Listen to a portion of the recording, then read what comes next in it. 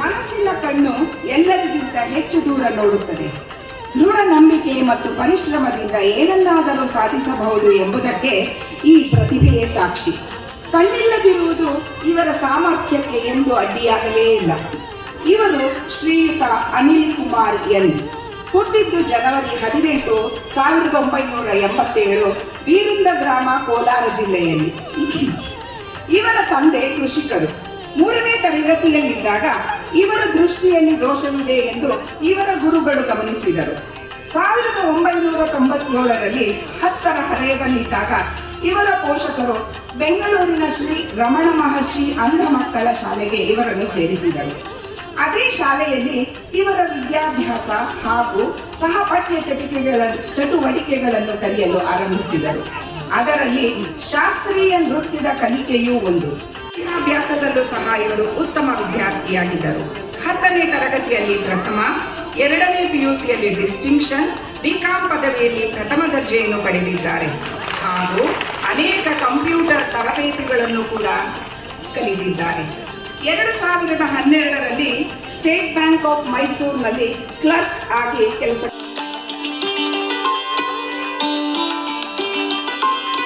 ಮೊದಲಿಗೆ ಕಳೆದ ಬಾರಿ ನಾವು ಸನ್ಮಾನ ಮಾಡಿದಂತಹ ಶ್ರೀಮತಿ ಅರುಣಾ ನಾಗರಾಜ್ ಅವರನ್ನು ವೇದಿಕೆಗೆ ಕರೆದಿದ್ದೇನೆ.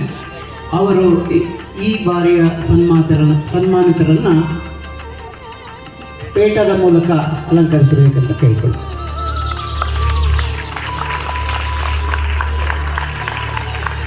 ಜೋರಾದ ಚಪ್ಪಾಳೆ ಬರಲಿ.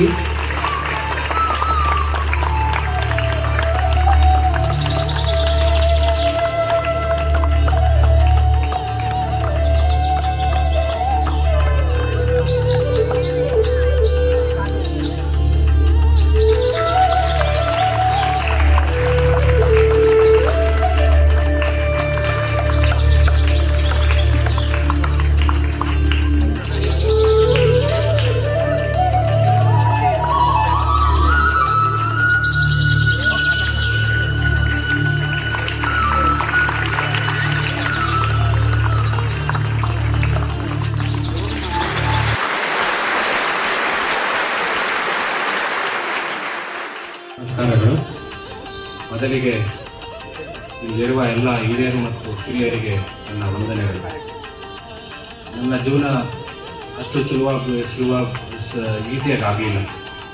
ಏಕೆಂದರೆ ನಾವು ಚಿಕ್ಕವರಿದ್ದಾಗ 3ನೇ ಕ್ಲಾಸಲ್ಲಿ ನನಗೆ ಕಣ್ಣಿನ ತೊಂದರೆ ಆಯಿತು. ನನ್ನ ಜೊತೆಯಲ್ಲಿ ನಮ್ಮ ಅಣ್ಣನಾದ ರಾಘವೇಂದ್ರ ಅವ್ರಿಗೂ ತೊಂದರೆ ಆಯಿತು.